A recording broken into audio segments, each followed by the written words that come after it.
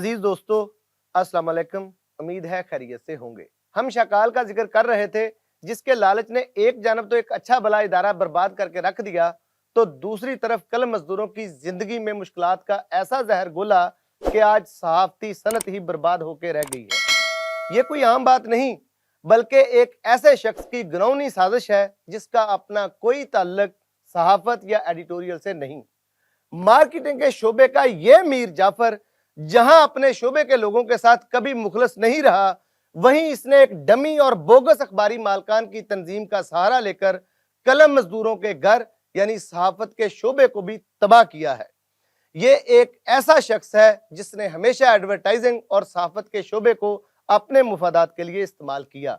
इस एक शख्स ने इन दोनों संतों को ऐसा बर्बाद किया है कि अब ये अपने पैरों पर खड़ा भी होना चाहें तो इनके लिए आसान नहीं होगा।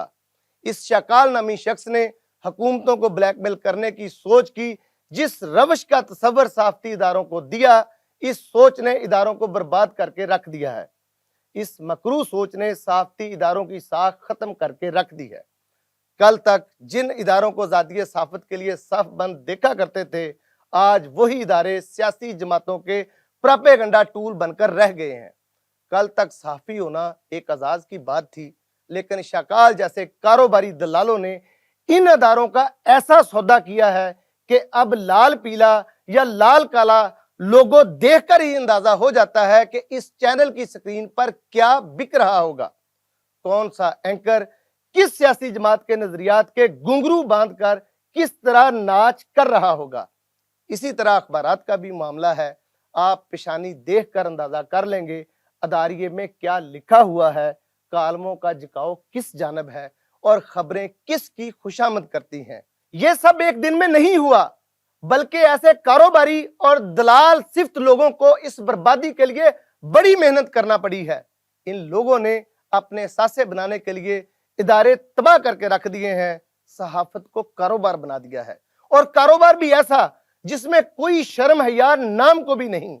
आज हम जिस अलमिये का नोहा सुना रहे हैं वो कोई छोटी बात नहीं, एक पूरी सनत बर्बाद हुई है जिससे लाखों अफराद का रिज़्क वाबस्ता रहा है, और अब यहाँ बेरोजगारी और बदहाली के सिवा कुछ भी नहीं।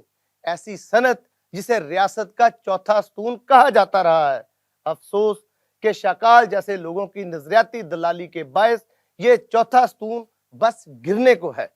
इस बर्बादी में इस शकाल मनहूस का बुनियादी किरदार है, जिसने एपीएनएस जैसी तंजीम में ढीला पजामा, चचा छक्कन और नो ब्याहता जैसे नमूनों की एक मजलिस बनाकर इदारों को तबाह किया है। मैं जानता हूं कि मीर शकीलुर रहमान जैसे शख्स को इसने किस तरह शीशे में उतारा, खानदानी झगड़ों से किस तरह फायदा उठाया और फिर कैसी कैसी साजिशें करके मजबूत इदारों का नाम बर्बाद करके रख दिया।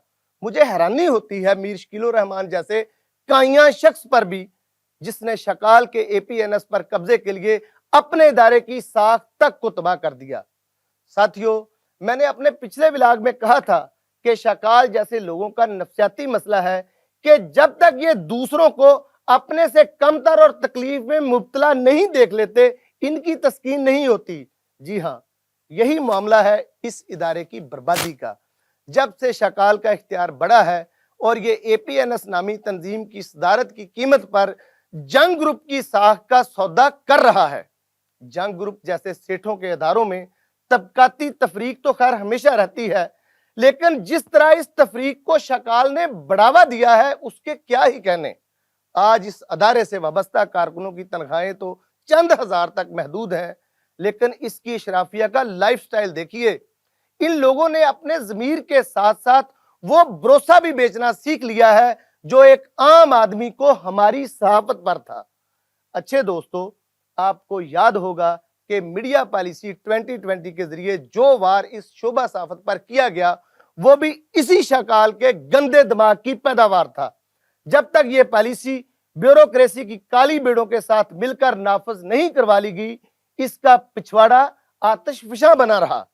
जब तक एपीएनएस को तस्लीम ना करने वाले इदारों के इश्तिहारात बंद ना करवा दिए गए, यहां ठंड नहीं पड़ी।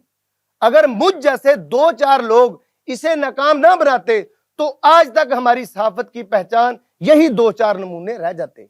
यानी शकाल की दुबर के कीड़े, बेशतर अखबारात बंद हो चुके होते, कलम मजदूर अपनी गुर्बत और कसम पुरसी के हालात की नजर होते होते माजी की गर्द में कहीं खोकर रह जाते। बहरहाल मैं इन लोगों को उस वक्त तक नहीं छोड़ूंगा जब तक ये मेरे कलम मजदूर भाइयों का हक नहीं देते।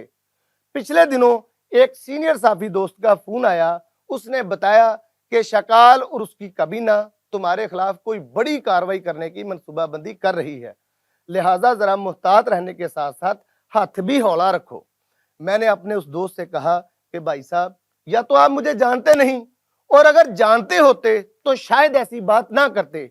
अभी ये बहस जारी थी कि एक दूसरे मुहतरम का फोन आ गया, मसूफ एक अखबार के चीफ एडिटर भी हैं।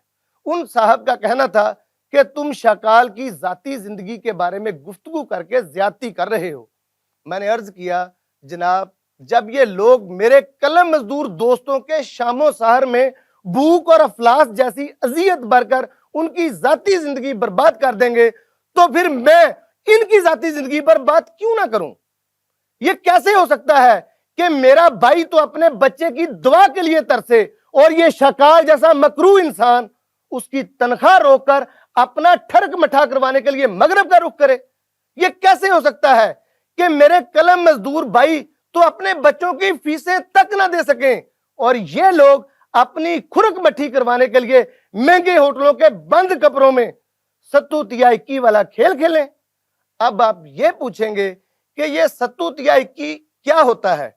सज्जनों, ये राज की बात है। मेरी बजाय जरा शकाल से पूछिए कि सत्तू तिया इक्की क्या होता है और कैसे किया जाता है। और जब सत्तू तिया इक्की करते करते कभी मखसूस दोस्त से 19 की हो जाती है तो फिर क्या होता है, वो आपको नहीं बताता, तो फिर मैं तो बताऊंगा ही कि सत्तू तिया इक्की और 19 की क्या है। इसके अलावा भी कुछ बातें हैं जिनका कहना कभी सोचता हूं और कभी नहीं। बहरहाल आज के लिए इजाजत दीजिए, अगले व्लॉग में मजीद दिल की बातें होंगी। अल्लाह हाफिज।